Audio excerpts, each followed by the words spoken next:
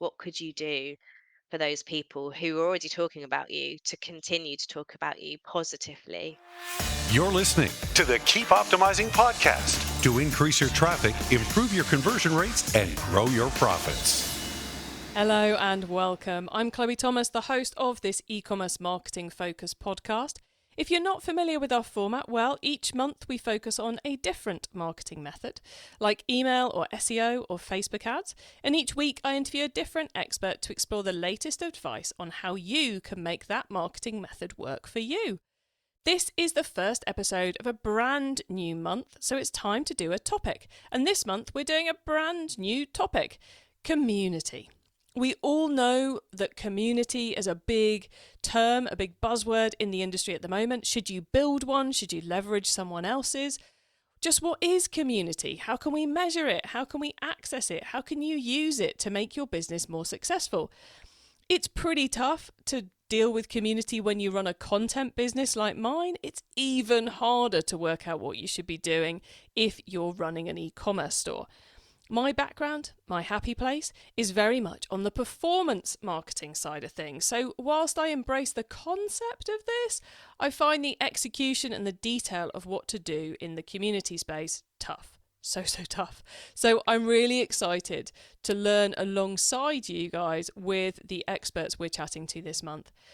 To fast track our learning about community and to hopefully give all of you some ideas you can implement to make a difference, we are looking at community from some very different angles across the month. So stay tuned to hear what other angles we take, but we are starting with dipping into word of mouth and how you can encourage your customers to talk about your product with their existing communities to generate you new customers that way. We've also got some tips on how to focus your marketing. There's loads of good stuff that our guest is sharing.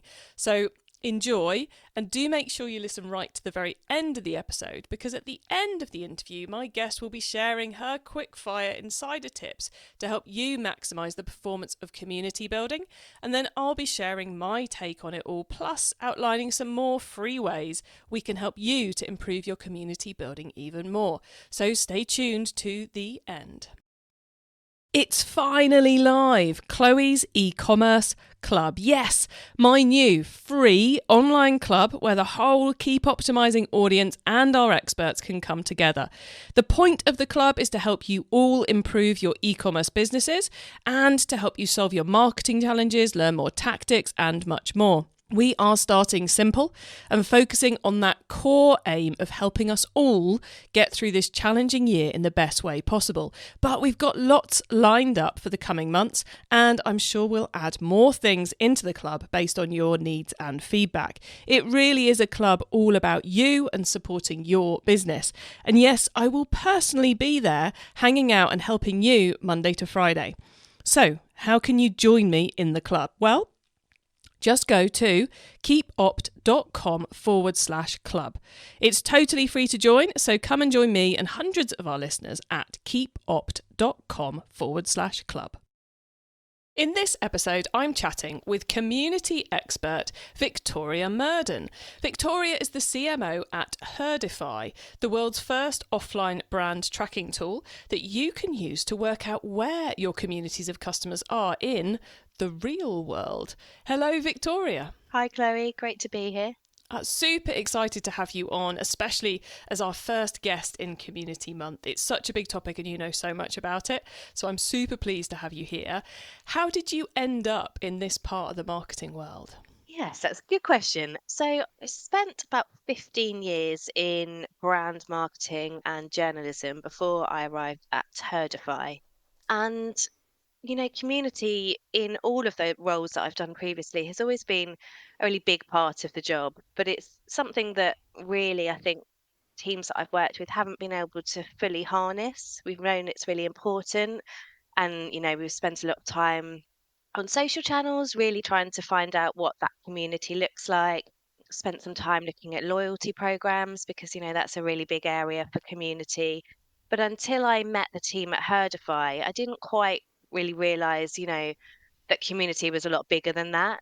And so Tom, the CEO at Herdify, had a really great chat with him. I actually worked with Herdify at the brand I was at before I joined this job.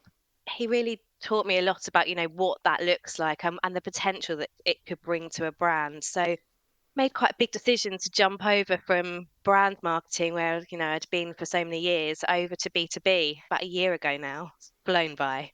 And enjoying it? Yeah, I really am. It's really interesting, to learn a lot more about kind of the behavior that sits behind marketing and why consumers act in the way they do and behave in the way they do. So really, I guess getting beneath the surface of a lot of, marketing activity to really understand what drives it. So yeah, it's every day is a school day. Let's put it that way. You touched on loads of interesting things there, and I think the biggest one is that often kind of community and brand end up overlapping as terms, and I don't think they really are the same thing. And then also you mentioned about the idea of just doing social tracking or having a Google alert set up on your brand name and seeing if anyone's blogging about it or something. That's not really what we're talking about here about understanding your community, is it? So how do we track that community? How do we find out what's going on? Yeah, that's a great question. And yeah, you're right. So much of that kind of community focus traditionally happens online. We know what's happening most of the time on our social channels through social listening. We know what customers are saying about us through online reviews. But the reality is that actually so much of that community is out there in the real world. There's a really great stat that actually 92% of our communities are offline. And by offline, that could be your community at the school gate, your local neighborhood community, the people you go to the pub with. But it also means, those conversations that you have on WhatsApp. So, great example during the pandemic, I think everyone had a neighborhood WhatsApp group set up, and mine's still going strong to this day. And, every day somebody's going, well, could somebody recommend a chimney sweep or a cleaner or dry cleaner? There's always someone asking for a recommendation, and it's super powerful because you really trust those people that you live among. You know them, you trust them, so you're really likely to kind of act on that recommendation. So when we talk about offline community engagement, there are several sort of channels that could take, but it's definitely not about what's happening, on social media. There's a whole world out there, and we talk at Herdify a lot about finding those communities in the real world because that's, we believe, where they're most powerful. Totally get. I'm sure everyone listening does as well. That the power, that we have far more influence as individuals with the people we meet day to day, because there's far more power in those one-on-one real-world connections than there is in me posting something on social media. And get that there's something powerful there, but I think there's just such a break between, yeah, okay, so people are talking about us, but is that a community? How does that come together? How can we leverage that? So that's like Victoria talk at me for 2 hours question. So let me actually give you a question here, which is there a way in which we could define community that works for all e-commerce brands to give us some kind of like fence to put this within, or does it really change from brand to brand? No, I love that. And I think, before I came to Herdify, I really used to think kind of communities were about groups of like-minded people who look the same, who act the same. And, if we talk about performance marketing, we're getting to the realms of lookalike audiences and they're your community. But really now I believe that communities are actually about groups of people who have influence over each other. So can influence somebody else in the community to make a behavioral change or to buy a product or to, engage with a brand in some way. So I think kind of the community and influence, those two things are really intertwined. And I think that's how I would define what a strong community is, where, that group of individuals are really able to influence each other. So it's not necessarily about creating our own Facebook group or our own piece of bringing our customers together. It's about encouraging our customers to talk about us in the communities which they exist in already. Would that make sense? Absolutely. Yeah, and I think that's the key actually, Chloe. It's kind of community or your brand community goes beyond your customers. And it's something that our lead data scientist said to me the other day, and it just kind of was a light bulb moment of most brands think that they know their community because they're their customers. And, their customers are the community and vice versa. But actually, if we think about it in this way of influence, your community is far beyond just the people who are buying from you. It's the people who have the potential to buy from you in the future because they've been influenced by somebody else in their community. And that's when it becomes super powerful because it's not just about kind of that instant purchase right then of that person who's been recommended your brand, they'll go off and buy. But because it's likely that there'll be a number of people in your community who would have had that conversation about your brand, they kind of start to reinforce each other. So, for example, say you've been to the pub with a friend and they recommended a new beauty product, and then you go to the supermarket and you bump into someone and you start to have a conversation about this beauty product, and the same brand crops up. The more times that happens, the higher the kind of reinforcement is, and that's where that kind of powerful piece starts to play into the community.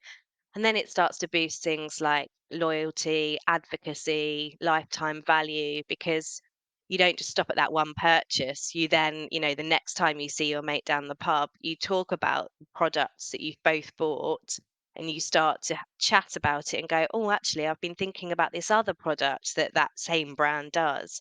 I'm thinking about trying that. What are your thoughts? And so it kind of keeps that continuing conversation going. And that's where that's really powerful in that community because it doesn't just stop with that first recommendation. From what you're saying there, it also makes me think, and this is a slight curveball, so just bear with me on this one, but it makes me think of my approach as someone who's trying to make other people be more sustainable.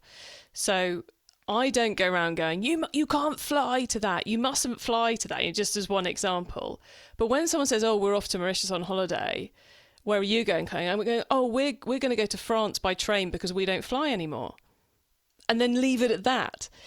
And then someone will take from that conversation, oh, I want to go to Mauritius. Someone listening will take from that conversation, oh, I should do a train journey. Someone else will take, oh, maybe I'll stop flying. I wonder how that's possible. I must ask Chloe about it later or Google it or something. And someone else will go, oh, south of France, lovely. But so it's not even me going, Victoria, you should buy this water bottle. It's me going, or me even just carrying a water bottle. It's super subtle, isn't it? It definitely is. And it's really about kind of reinforcing those memory structures of exactly what you just said. You might have had a conversation that didn't really seem to be about a particular brand or a recommendation, but it just jogs something in your brain to subtly go, actually, I might start thinking about a different way of travel. And then it kind of opens your mind up to, then you might see an advert pop up on Instagram that's around that subject, and you go, oh, I remember that conversation with Vicky. I'm going to actually look into that brand because she's opened something up in my mind and made me think slightly differently. So all this word of mouth, I suppose, all this word of mouth, activity that we're doing within our communities as humans, as brands, we want to tap into that. We probably, if we're performance marketers like me, desperately want to find some way of tracking it that's better than using a Google alert. That's what you're all about at Herdify. So can you just explain in simple terms what you do and how you help us track it? And then let's talk a little bit about how we can actually make that a benefit to our business.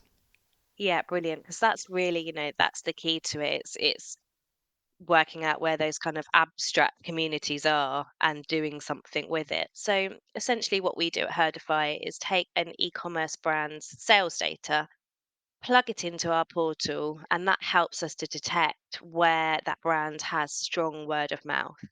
And that's not just a case of kind of plotting data on a map because it depends on, the population density. Some cities have got obviously lots more people than others. It's really about where that word of mouth is happening. And our very clever data scientists can determine that from how the data looks. So we have not got time to go into how that works now, but it's really about kind of looking at how that data looks in amongst all of the rest of the data. And once we've determined that, we can then help marketers do really clever things because we can help them say, okay, great, I've got really strong word of mouth in X area. So I'm going to focus my marketing spend on that area to really drive results. And that might be anything from performance marketing. As we just said, it's a really great way of saying, let's not just spread our budget across the whole of the UK and hope for the best, as we know, it often happens. But let's be really targeted and focus on those areas where we've got word of mouth to encourage more word of mouth, and to push our kind of ads to perform much better. So that's one use case. But then there's really clever things you can do, like create pop-ups in those areas that might spur more word of mouth, and then prompt more sales. To target your out of home or door drops, we've seen really great results for door drops in really, really specifically targeted areas because it's a great conversation starter. That piece of mail that drops through your door often sits on your side, depends how messy you are, but maybe a couple of weeks at a time, and then your friends come round and see that on your counter and go, oh yeah, I remember that conversation about that. So it doesn't just have that one impression of that one household. The effect continues, which is really interesting. As we've recently done an offline marketing month, I am loving the fact you're mentioning door drops and paper.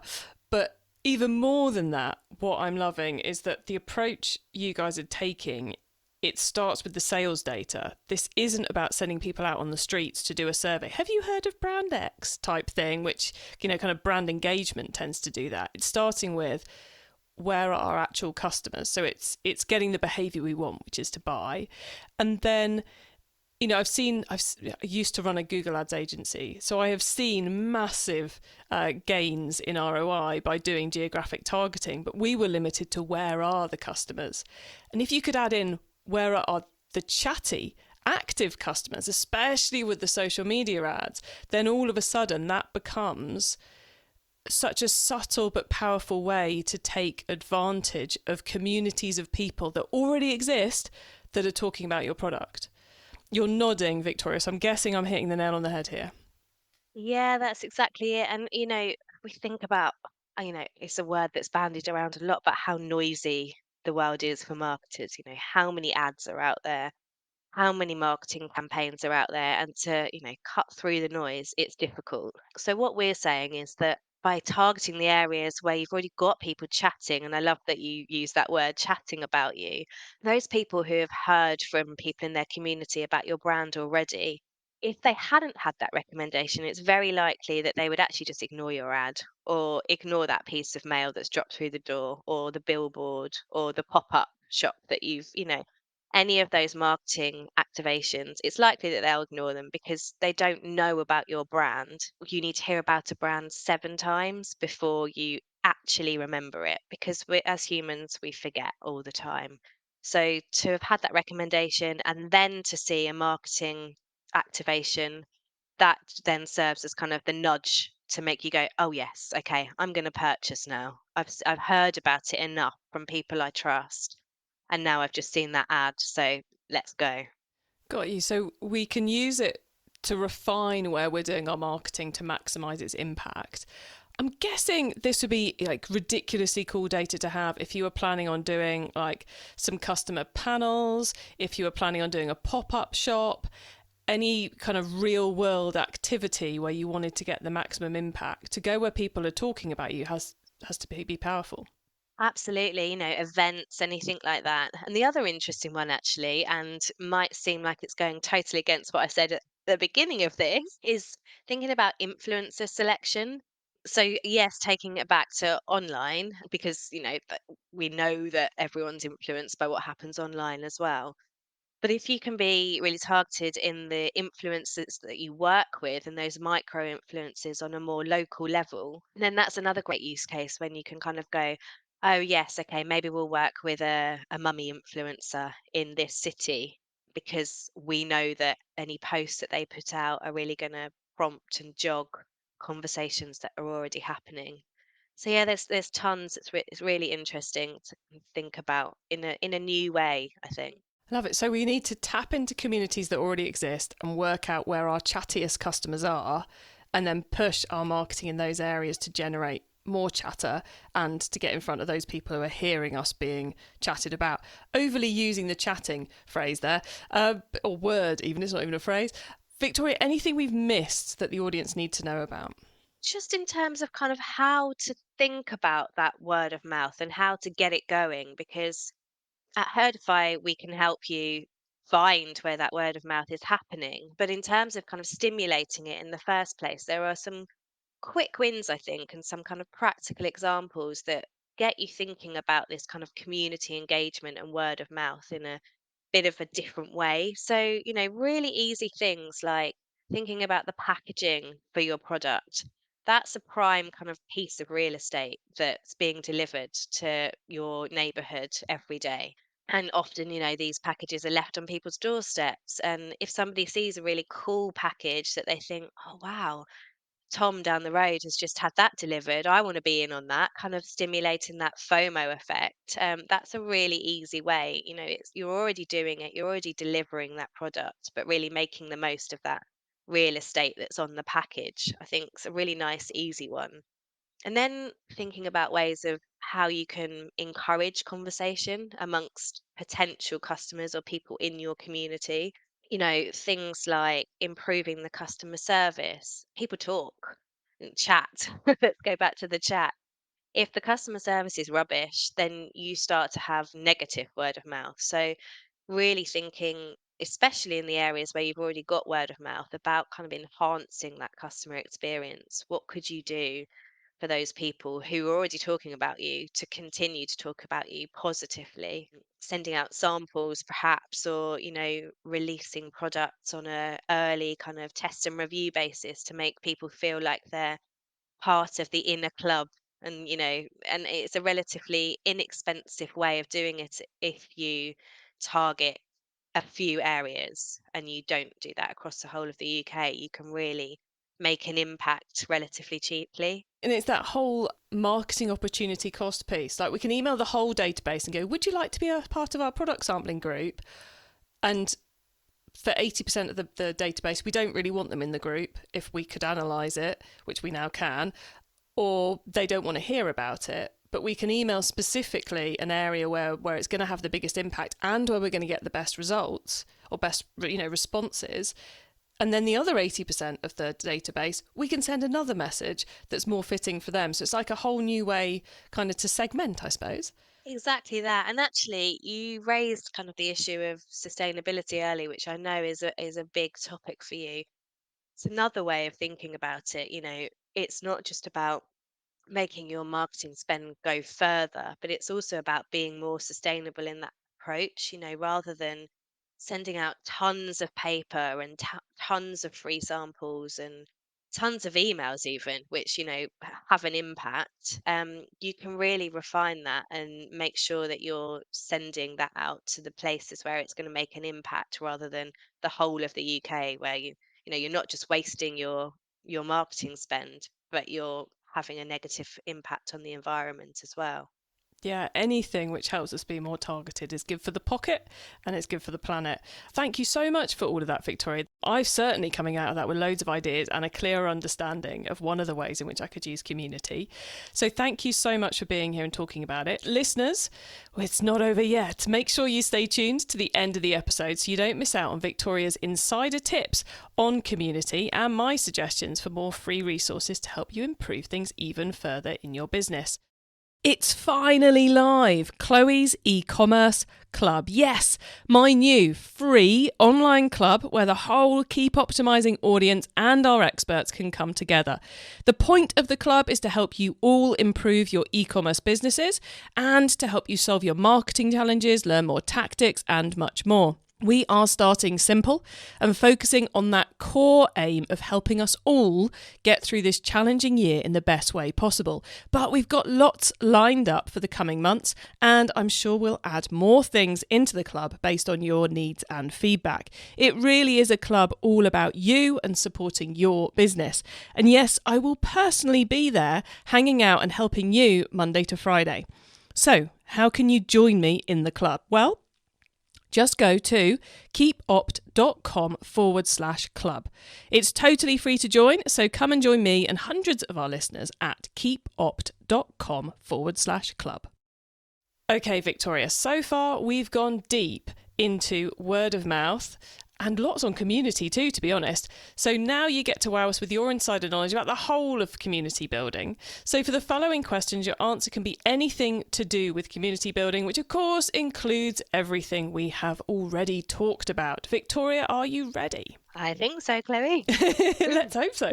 Okay, let's start with newbie advice. If we've inspired someone to take their first step, what do they need to know to give themselves the best chance of success? So I would say, firstly, work out where your communities are. And obviously, that's something that we at Herdify can help with. So I'm a little bit biased there. But there are also other things that you can do, before engaging with us to work out where those kind of communities exist. And yes, that's social listening. Like, we know that that's a piece of that. But also just really taking note of, where your reviews are coming from. I think just being mindful of where communities might exist and where that chatter, as we talked about, might be coming from, just to start opening up to a different way of working. And then I think secondly, give Herdify a call. But yeah, it's just kind of adding into our brain. Let's think about where they are and where they're talking about us, not just thinking email, Google ads, Facebook ads, etc. Yeah. It's a bit of a mindset change. Once you've started, of course, you've got to keep optimizing. So what's your favourite way to improve performance? So I think it's really important to think about harnessing that data, where those communities are. What can you do to really take advantage of the insights that you're given from that? So, a really easy way is thinking about the creative that you put out for your ads. So, we're not just thinking about where you're targeting them, but what you're saying in those ads. So, something really powerful is, 121 people in Bristol like you love this product. So really thinking about not just, a generic ad that you could send to the whole of the UK, but something that's really specific to that targeted location. And that becomes really impactful because people love to see themselves in your marketing activity. That's a genius idea. I'm just thinking if you had like you were saying earlier, a big mummy influencer who's in, let's stay with Bristol, and you're in Bristol and you see an ad with big mummy influencer holding the product, which mentions Bristol, how much more likely are you to take notice of that? So much more likely to take notice of that. Simple, but huge. And I love the fact that you just said about, combining a few of those touch points. As we said before, it's all about reinforcing those memory structures and connecting those dots just to keep reminding people that you're there and your brand's there and that's what you do. That kind of consistency throughout is really important. Nice. Okay. If someone listening wants to learn more, is there one cheap or free resource you would recommend? So we at Herdify really love the Richard Shotton books. He is a behavioural scientist who applies his work to marketing. So here's a couple of books. One's called The Illusion of Choice, one's called The Choice Factory. It's a really great way and place to kind of start if you're thinking about influencing behavioral change and behavioral science and all of that good stuff. I think both of his books are really great. And we also recently did a podcast on our own podcast called The Grapevine. And he on that talks about all things kind of behavioral science and gives some really great examples of how you can apply it. So that's being released on Monday if anyone wants to have a listen. Awesome. So that means that is live by the time you guys are hearing that. And congrats on getting a great guest. I shall be having a listen myself. Thanks, Chloe. Yeah, he was a really great guest, actually, really interesting. Awesome. Okay, cool. We'll add a link to the podcast in the show notes for all of you so you can easily go and access that one. What was the podcast called again, Victoria? The Grapevine. Okay, guys, The Grapevine with Richard Shotton. Have a listen. Finally, it's crystal ball time. What's coming up in the next 6 to 12 months that we should be getting ready for? Interesting question. So thinking about this, I think kind of the real focus on community-led growth. So not just we know communities exist and we kind of have a hazy idea of what's going on, but really thinking about how those communities can contribute to your brand growth and can contribute to the bottom line effectively, which is the most important thing. Not just they're happening and we might engage with them in some way, shape, or form. And then I think, as I said earlier, kind of really using the insights from those communities to make changes and make an impact. Lovely advice. Thank you very, very much, Victoria. We're very nearly at the end of the show. So could you please let the listeners know where they can find you and Herdify, please? Yeah, if you could head over to herdify.com, that would be brilliant. All of our social handles are on there, and we're all available for a chat if anyone would like to sort of dig into any of this in more detail. Brilliant. Thank you, Victoria, so much for being on the show. It's been brilliant getting your insights into community and word of mouth, and what a way to start our community month. Thank you so much for being here. Thanks for having me, Chloe. It's been great.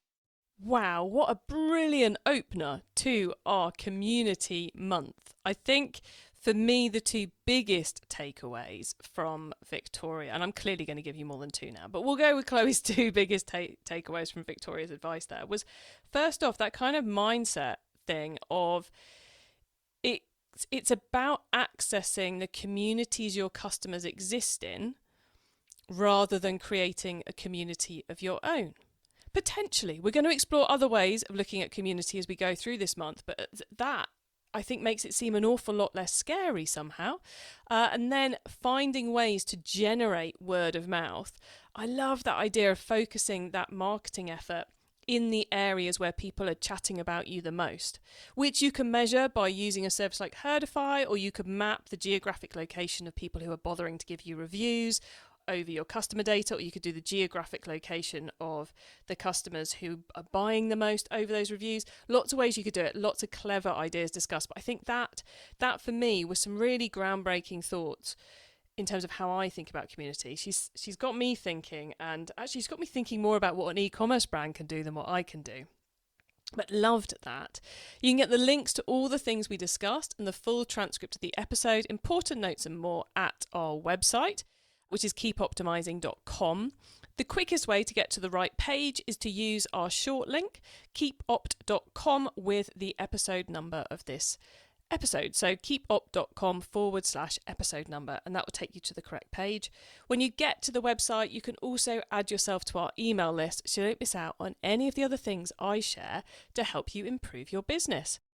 Thank you so much for tuning in to this episode of the Keep Optimising podcast. If you've enjoyed it and want to continue learning about community right now, then you can. Even though this is the first time we're doing a month specifically on community, and even though this is the first episode of that month, we've covered it and very similar topics in previous episodes. To find all of them and the rest of our community content as it goes live, head to keepopt.com/community, where we've created a special page on the website to bring it all together for you. And that includes episodes on some of the things that Victoria was talking about, like loyalty and creative, and harnessing that with your community too. Or if you're desperate to dive in right now and you can't be bothered to head to the website, then scroll back up your feed to episodes 67, 68 and 69, which were part of a month-long focus we did a couple of years ago on building loyalty, very closely related to the community building space. And we had some awesome guests in those 3 episodes, so well worth a listen to those. And please do tell your fellow marketers about the show, because I want to help as many marketers as possible to improve the performance of their e-commerce marketing. We talked a little bit about sustainability in today's episode, so I thought I'd just remind you that you are listening carbon guilt free, because this is a carbon positive podcast, which means we've bought the carbon credits to offset all our production, distribution, and you're listening to this show. So you have just listened to this episode and all our episodes, including those on our other podcast, carbon guilt free. So binge away, my dears, binge away. Have a brilliant week, and make sure you listen in to our next episode so I can help you to keep optimizing your marketing. Access everything Keep Optimizing at keepoptimising.com. That's with an S, not a Z.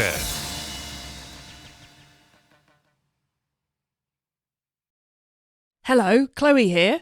I just wanted to tell you something super exciting before we get into this episode.